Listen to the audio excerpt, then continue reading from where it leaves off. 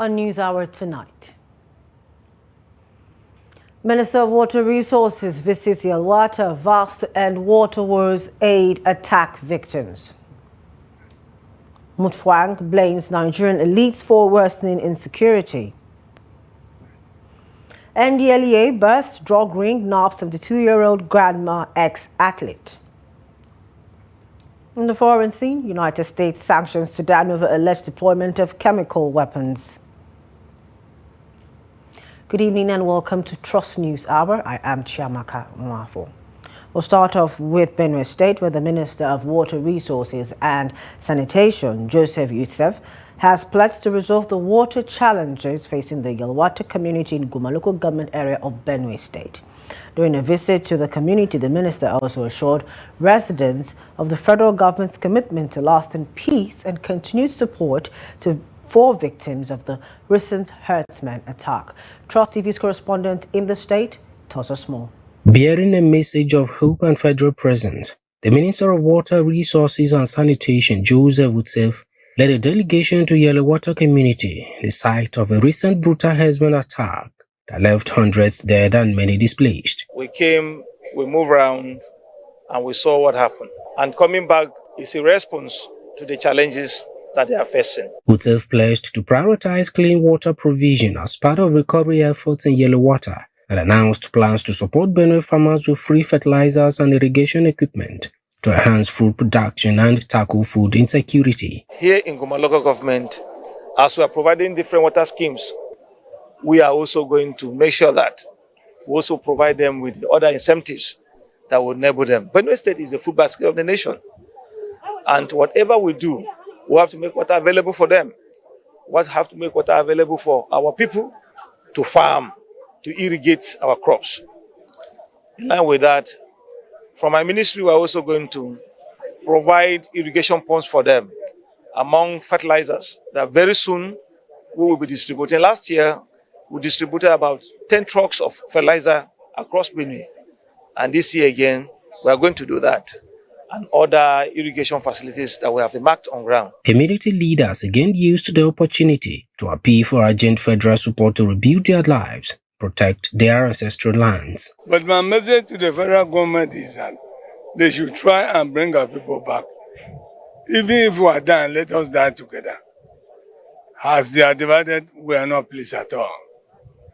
So instead of government to say you make a camp, they should come and repair those things for our people. The minister later visited the Benue State University Teaching Hospital, where over 100 victims of the Yelwata attack are currently receiving treatment. Our people are predominantly farmers, and they will go back to farm.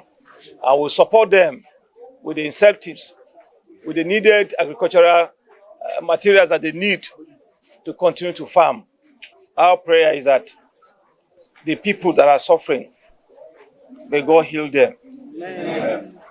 The little that we have to assist them, we will continue to assist them. These people need our prayers. Let's keep praying for them. Even if you don't have anything to give them, your prayers will go a long way. As part of the relief efforts, the delegation donated bags of corn, gari, noodles, clothing and other essential items. 13 passengers abducted from Benue Links vehicle in Okuko local government area have regained their freedom following a coordinated rescue operation by security forces and local vigilantes. The passengers were kidnapped at Eke community, sparking a manhunt across forested areas in the region. Chairman of the local government, Ada Inelegu, confirmed the 2 victims were first rescued on Saturday after pressure from combined police and vigilante operations. By Sunday afternoon, the remaining 11 were found abandoned by their captors in Owando village. The breakthrough followed reinforcements, including help from local youths and counterparts in neighboring Kogi State. Authorities say Governor Haised Elias' provision of logistics and improved surveillance were crucial in the successful operation. The victims are currently undergoing profiling before being reunited with their families.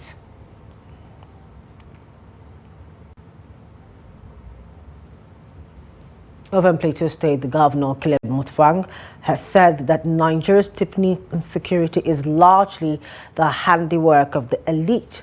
Speaking at a stakeholder dialogue in Jos and community policing, Mutfwang argued that while divisions may begin at the grassroots, it is the elite who fuel the crisis through divisive rhetoric and manipulation. He called on them to promote unity and peaceful coexistence instead of fanning the flames of discord. The governor also reiterated his resolve to break down the religious and ethnic barriers that have long stifled peace and development in the state. From Plateau, we go to Kaduna, where gunmen suspected to be bandits have abducted the village head of Bode in a quiet community in Kajuru local government area of the state. The attack happened around 1 a.m. on Saturday, June 28, when the armed men stormed Bode in Maru district and took the traditional leader Obidaya Iguda away. No other person was harmed or kidnapped during the raid, and no property was stolen. The development was confirmed in a letter sent to the Agum Kufana by the Kufana District Overseer Stephen Maikori, who described the abduction as a senseless act of violence that has left the community in fear. He said the incident has disrupted local leadership and raised fresh concerns over the rising insecurity in the area. Kaduna State Police Command is yet to confirm details of the incident. A man identified as Confidence Ikechi was beaten to death over the weekend by vigilante operatives in Elele community, Ikore local government area of Rivers State. The incident reportedly followed an altercation between the victim and a female co-tenant said to be the girlfriend of one of the vigilante members. The argument escalated after the woman allegedly assaulted Ikechi, prompting him to retaliate. She and her son then attacked him with sticks before calling her boyfriend, identified as Gospower, a member of the local security group known as Organized Security Planning and Advisory Committee. Gospower and a colleague known as J-Boy allegedly stormed the compound and repeatedly struck Ikechi with machetes and sticks until he collapsed and died. The River State Police Command confirmed the incident and said an investigation is ongoing. The presidency has dismissed reports claiming that Senator George Akume has been replaced as Secretary to the Government of the Federation. In a statement issued on Saturday, Special Advisor to the President on Information and Strategy, Bayo Nanuga, described the claim as false and the work of mischief makers. He clarified that President Bola Ahmed Tinubu, who is currently on a state visit to St. Lucia, has not made any changes to the SGF position. Nigerians have been urged to disregard the fake news circulating on social media. The People's Democratic Party in Kebbi State says it is ready to join any coalition aimed at dislodging the ruling All Progressives Congress at both state and national levels. At a stakeholders meeting in Birnin Kebbi, the state capital, party leaders reaffirmed their commitment to building alliances and mobilizing support ahead of the 2027 elections. Chieftain of the party, Ibrahim Mira, said the party has also resolved to push for an early state congress subject to national approval.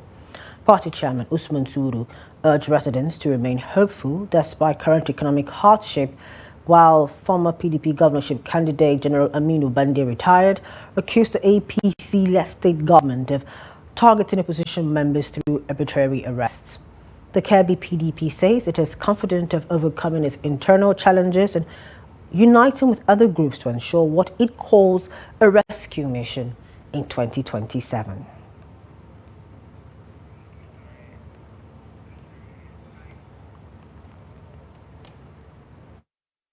Matters in Rivers State, suspended Governor Siminalayi Fubara has called on his supporters to brace up for what he described as a heavy sacrifice in the pursuit of lasting peace in the state.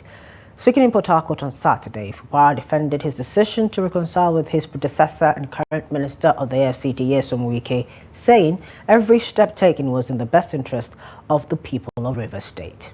The governor admitted that many of his loyalists were disappointed by the peace deal, but maintained that difficult times required difficult decisions.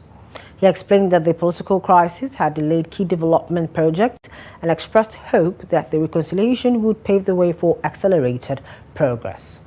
Fubara, who reaffirmed his loyalty to his supporters, said he would not abandon them but urged them to prepare for the sacrifices necessary to restore peace and stability.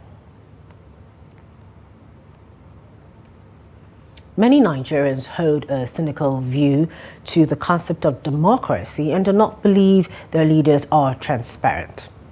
This is why political office holders in Nigeria have been encouraged to step up an open government partnership to enhance public service delivery in the country. Hamidu Yegbadi tells us more in this report. The average Nigerian believes that government is corrupt and does not have its welfare at heart. This has worsened in recent years with the cost of living crisis, which has gripped the nation and which has bred a burning disenchantment in the country's leadership. Experts believe there must be a mechanism in place that will facilitate collaboration between government, civil society, and the citizens. This will ensure the citizens' inclusion, transparency, and accountability in government's activities. We can see through the institutionalization of CRDCU, that is the Central Resource Delivery Coordination Unit, the president has entrenched service delivery in Nigeria and in the ecosystem of governance. So the president, you can see that the president is interested in cooperating and taking the voices of the citizens and the citizen society organizations into account in his administration. Since joining the Open Government Partnership Initiative in 2016, thousands of civil society organizations are working together with government to create and implement reforms aimed at improving public service delivery in the country. This NAP4 is coming very timely because the current administration of President Ahmed Bola Tinubu has rolled out 8 priority areas that he wants to use to foster economic growth and well-being for Nigerians. So, and the OGP is also centered around citizens' empowerment and engagement. So we are developing a NAP4 that responds to both citizens' needs and the presidential priorities. Collective action is exactly the principle that OGP is based on, where government, business, and civil society come and work together for the greater good of the citizens of a country. Open Government Partnership is a global movement, of course, which Nigeria is a signatory to. Nigeria government signed up to the Open Government Partnership principles in 2015. And since then, Nigeria have worked together with the Open Government Partnership Nigeria, which is a co-created approach between government and civil society to enhance collaboration between citizens and government, but also focus on issues around service delivery, transparency, and accountability, and all of those elements that enables government planning to be aligned with the aspirations, needs of citizens.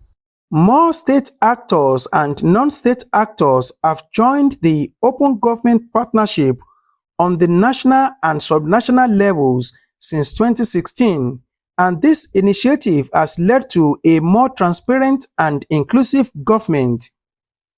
Hamid Oyegbade, reporting for TrustTV. This is still News Hour on TrustTV. Still to come.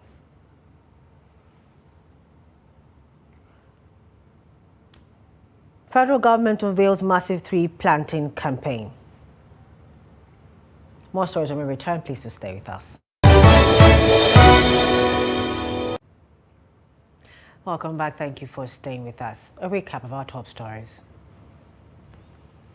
We told you that the Minister of Water Resources, Joseph Yutsev, visits Yelwata and has vowed to end water woes and aid attack victims. We also told you in Plateau that Muthwang blames Nigerian elites for worsening insecurity. The Social Democratic Party, SDP, in Gombe State has plunged into internal crisis following the suspension of 4 executive members over alleged anti-party activities. Hassan Koli reports. Addressing journalists in Gombe on Saturday, the party's publicity secretary Abdul Qadir Kumo said the decision to suspend the officials was reached unanimously at the executive meeting. He stated that the suspended members have been barred from participating in any party-related activities with immediate effect. In keeping with our unwavering commitment to discipline, transparency, and internal cohesion, the SEC has resolved to suspend the following individuals for gross misconduct, political hypocrisy, and attempt to destabilize the party through acts of confusion, sabotage, and disunity. The persons are as follows: Mr. Aaron Yakubu, Assistant Secretary; Usman Yahaya, Assistant Publicity Secretary; Lukman Adamu Elkanem, Member Contact and Mobilization Committee; Musa Muhammad Ali, Chairman Gombe Local Government SDV. But in a dramatic twist, the suspended officials fired back, holding a separate press conference where they announced the indefinite suspension of the state chairman Adamu Abubakar Modibo, accusing him of financial misappropriation, bias, and running the party as a one-man show. Speaking at the briefing, Usman Yahaya, who introduced himself as the acting publicity secretary, described the suspension as unjust and politically motivated. We have presented to the National Secretariat all our complaints and grievances concerning the leadership of Comrade Adamu Abubakar Modibo, with full of lack of prudency. Since the assumption of Comrade Adamu Abubakar Modibo as the state party chairman, we have never been notified with financial activities of the party, despite all the donations and contributions that have been coming into the party. He only operates as one-man army. Secondly, misappropriation. That is, by using his residential house for running the affairs of our great party activities instead of party office. The aggrieved group also announced a reshuffle of the State Executive Committee, naming new leaders in acting capacities while reaffirming Modibo's indefinite suspension. To make it clear to all Gombe people and to our great party leadership at National Social Democratic Party that we henceforth agreed to suspend Comrade Adamu Abubakar Modibo as acting state party chairman indefinitely. With the 2027 general elections approaching, internal wrangling such as this continues to weaken party structures, casting doubt on their preparedness for the political battle ahead. Hassan Koli, TrustTV News, Gombe. The owner of the 32 cows recently killed by lightning strike in Odeda local government area of Ogun State, Abdullahi Idris, has appealed for government support, saying he has lost his entire means of livelihood and now struggles to support his family.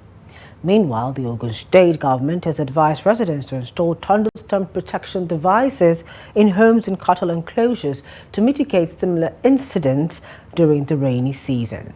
This follows a tragic event in the Osara Obantoko area of Abeokuta, where 32 cows were struck dead.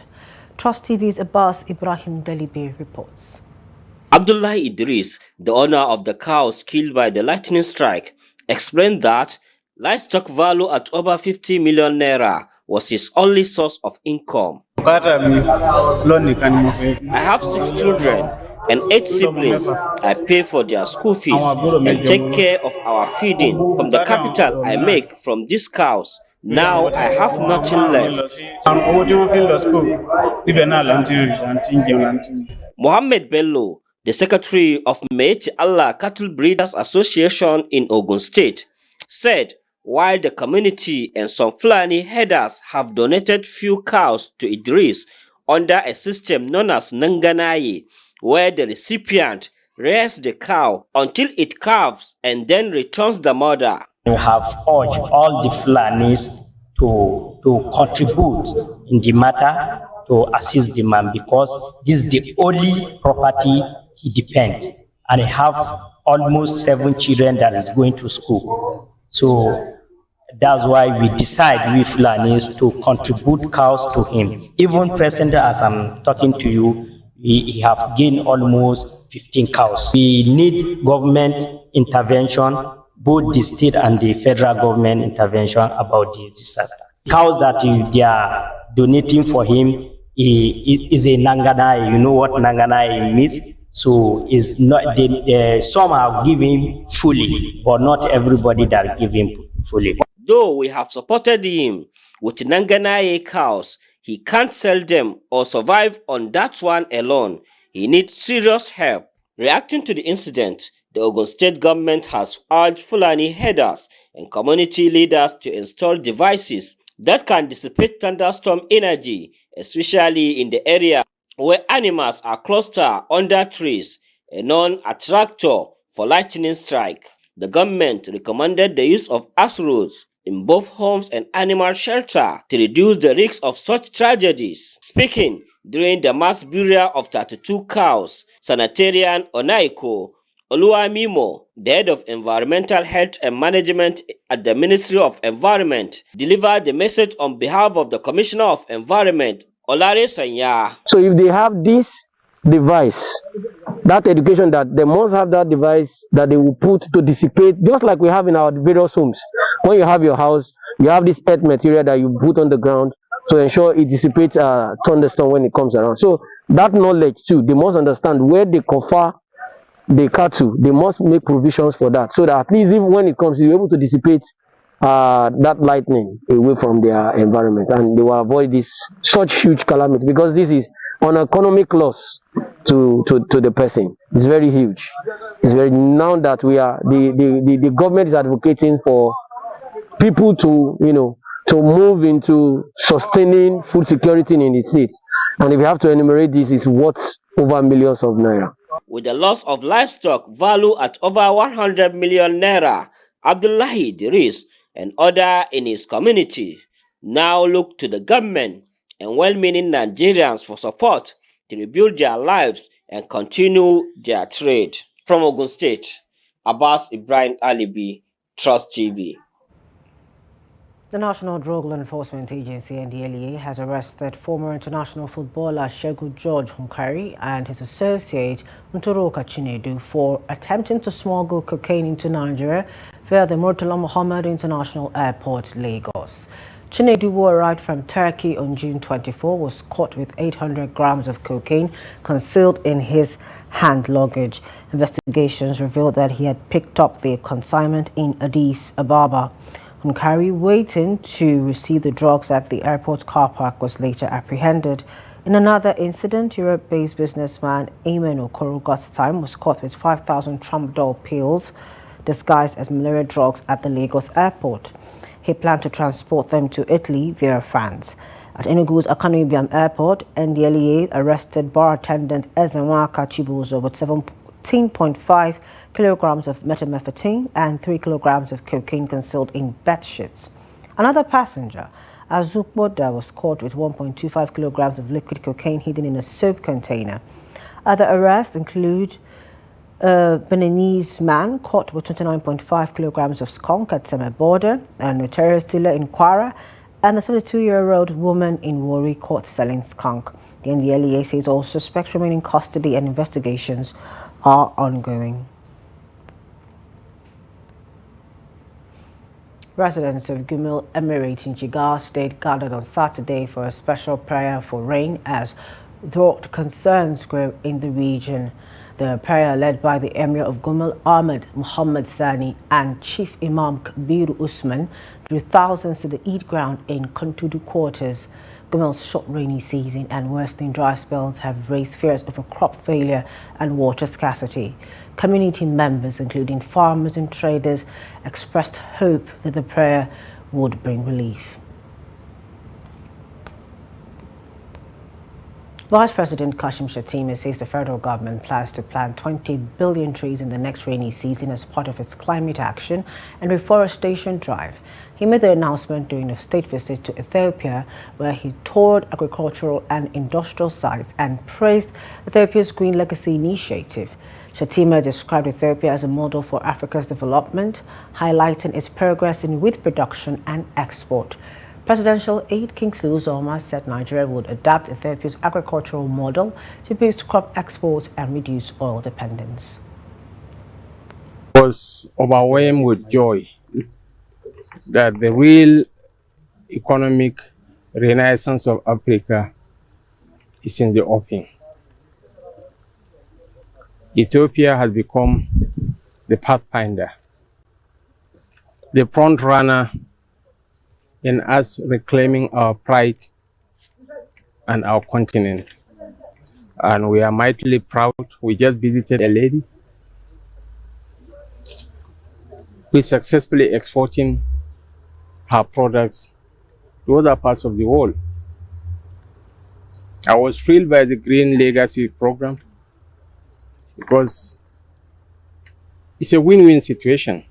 We are reclaiming our lands through afforestation. We are creating jobs in terms of gender inclusion and even youth empowerment initiative, because a lot of youth are employed. Must have heard about Nigerian President Bola Ahmed Tinubu. He's a man of very bold vision. That is, vision sometimes can scare you away. And why we came here so that we can go and let him know. And I believe that he will replicate it in a much more stronger, bolder scope than what we are seeing in Ethiopia today. He's very much interested in the diversification of the Nigerian economy, enhancement of exports, lines, just not concentration on oil and gas alone. So avocado is one of them, other horticultural crops.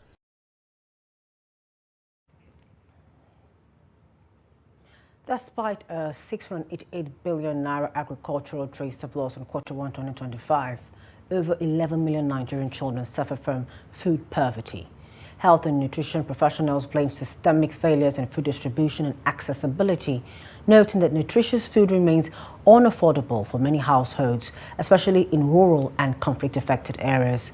National Bureau of Statistics data shows that agricultural exports led by cacao beans and cashew nuts outpaced imports by 688 billion naira in Q1. Yet, child malnutrition persists, with the Pediatric Association of Nigeria reporting over 2 million cases nationwide. Pediatric surgeon Professor Aminu Mohammed said the surplus has not translated to access.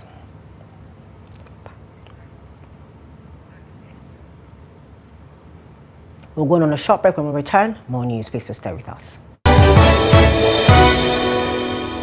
Welcome back. Thank you for staying with us.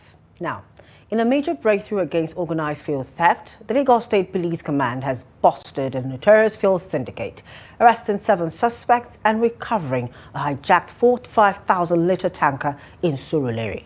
The police also uncovered a fueling station in Ijibo used for siphoning and reselling stolen petrol. Here's more in this report. The incident began around 6 a.m. when the tanker driver raised an alarm after his vehicle laden with premium motor spirits was hijacked in the Alaka area of Surulere. He promptly reported the attack to the Surulere Police Division. Swift action followed. Crack detectives and special operatives of the command swung into action and within hours recovered the empty tanker in the Surulere area. Acting on credible intelligence, officers traced the stolen fuel to a filling station in Ijibo, where they discovered the second tanker being loaded with siphoned products. The illegal operation was shut down and a second tanker recovered. All 7 suspects were arrested and are currently in custody cooperating with investigators. Investigation commenced in earnest, and all through the night they were able to trail these suspects, and in the early hours of this morning they were found here trying to lift the fuel. And we've also been able to locate the tanker that was hijacked. So the tanker was dropped off empty in Orile area of Lagos State. So we've been able to reconstruct the crime. So after they hijacked the vehicle, they brought it here, dropped the contents here, then took the tanker to Orile, dropped it off. Then in the early hours of this morning, they came with their own tanker to lift the PMS that they earlier dropped here. So we caught them right in the act. We've arrested 7 suspects. Investigation is progressing. we would like to expand our investigation to know the real brains behind these 7 suspects, to know how many of such crimes they have committed, and to ensure that justice is served. Now, new boy, now first trip we go follow us be that. This our first way that motorbike go follow. Now the driver bring him. Me, I don't know about it, but he no even tell me, say, one boy we can't join you. I just see the boy. Now this week I see him. And the boy join us like that. So as I was saying, the nephew can say, okay, all 2 people were there inside motor, may they come down. That is us. We can't come down. The next thing, the car slap give us, drag us inside the car. Small car like this, they drag us inside. Commissioner of Police, CP Olondare Jimoh, commended the officers for the swift and coordinated response in one criminal element to steer clear of Lagos, stressing the command's resolve to protect residents and critical infrastructure. From Surrey to Digbo, the case exposes the growing sophistication of fuel theft networks and the equally determined response of law enforcement to bring them down. Deputy Speaker of the House of Representatives Benjamin Okezie Carlo has called on the European Union to support debt cancellation mechanisms and renegotiate economic agreements with Africa to promote fair trade and development. Speaking in Brussels during a working visit to the European Parliament, Carlo, who also chairs the Monetary and Financial Affairs Committee of the Pan-African Parliament, said Africa needs justice, equity and structural change, not just aid. He urged the EU to back debt for development swaps and help align the economic partnership with agreements with the African Continental Free Trade Area, saying this would empower African industries and reduce dependence on raw commodity exports. He also pushed for stronger EU-AU cooperation on tackling illicit financial flows, asset recovery and climate finance transparency.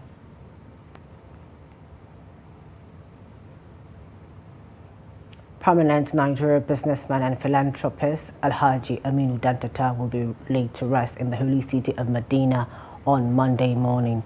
His principal private secretary, Mustafa Junaid, confirmed that Saudi authorities had granted approval for the burial, fulfilling Dantata's wish to be buried beside his wife, Rabia, who passed away in 2023. The 94-year-old patriarch died in Dubai early this week. Back home, a special Islamic funeral prayer was held in Kano on Saturday, drawing thousands, including top dignitaries like Deputy Senate President Maral Jibrin. Dantata is remembered not only as an industrialist, but as a generous philanthropist whose legacy continues to inspire.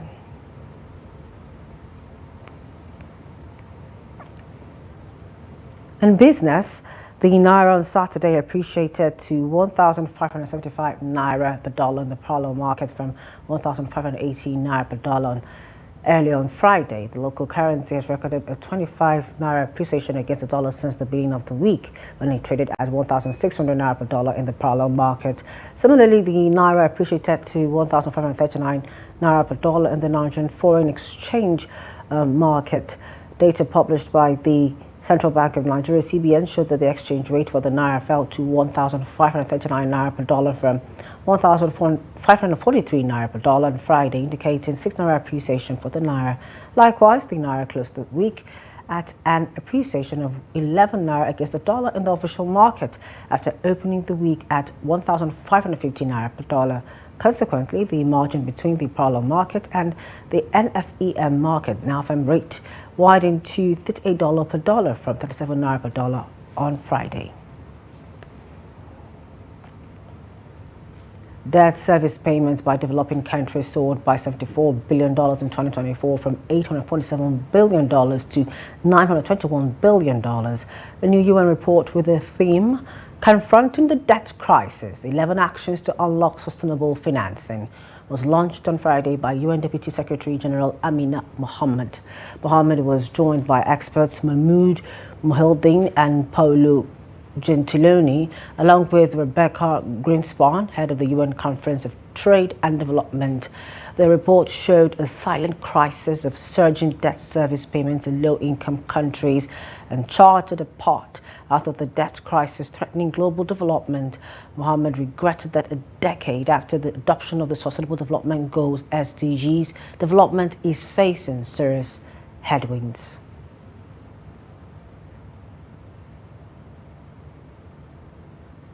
And when we return, foreign sports, stay with us.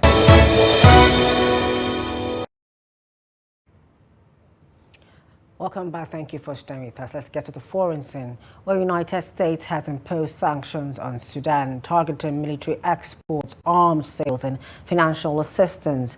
The measures will remain in place for at least 1 year, although humanitarian aid is exempt. The move follows allegations that Sudan's military used chemical weapons during operations against the Paramilitary Rapid Support Forces, RSF. Reports suggest that chlorine gas, known to cause severe respiratory issues and death, was deployed, prompting international concern. Sudanese authorities have denied the claims. The country has been mired in a brutal civil conflict since a power struggle between military factions escalated in 2023. Tragedy struck in Tanzania after a deadly collision between a bus and a minibus claimed the lives of at least 38 people in the Kilimanjaro region. The crash occurred Saturday evening in Sabasaba after one of the bus's tires reportedly burst, causing the driver to lose control. Both vehicles went up in flames upon impact. According to a statement from the Tanzanian presidency, 36 of the victims were burnt beyond recognition, making identification difficult. Only 2 women among the dead have so far been identified.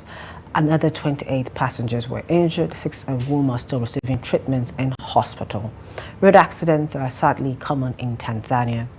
A World Health Organization report from 2018 estimated that between 13,000 and 19,000 people were killed in traffic crashes in 2016 alone, far above official figures.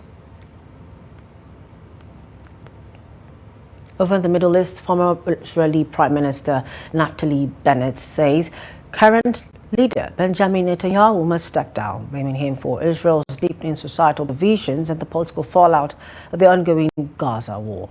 In a televised interview, Bennett said Netanyahu's 2 decades in power were too much and unhealthy for the country.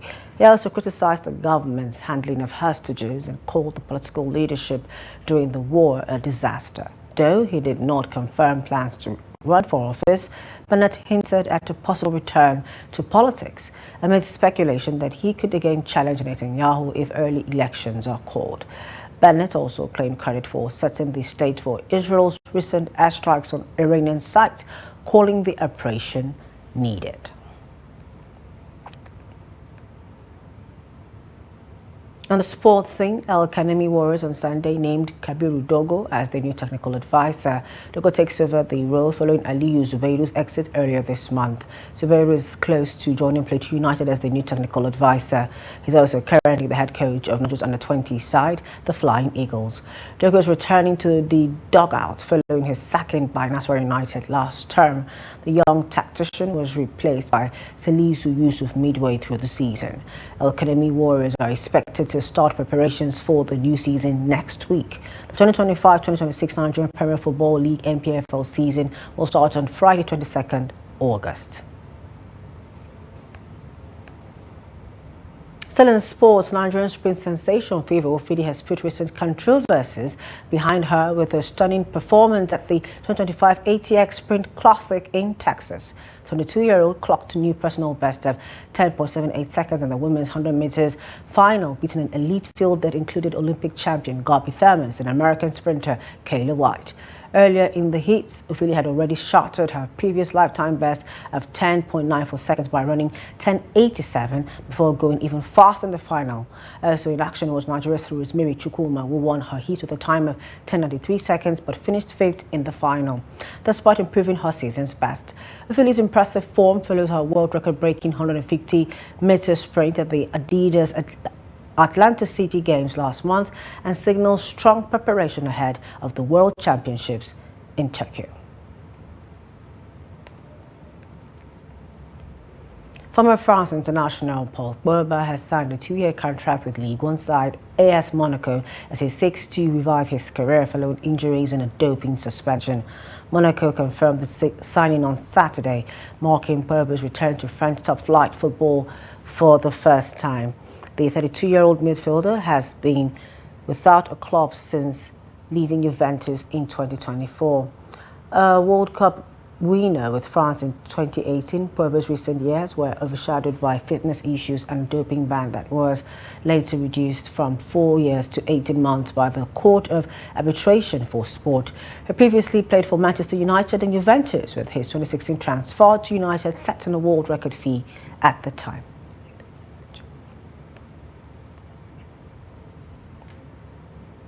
Before we go, let's take a look at how an overheard conversation on an aeroplane changed Brighton's Embasy's life.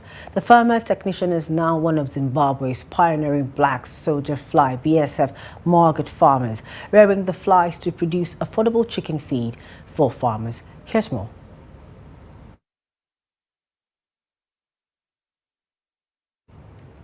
Wow, that was quite inspiring and informative. That wraps up News Hour tonight on Trust TV. For more of our news, programs and documentaries, do follow us on social media platforms and on our YouTube live stream. I am Chiama Kanwa for Unbefore Production Team. Thank you for joining us tonight. Good night.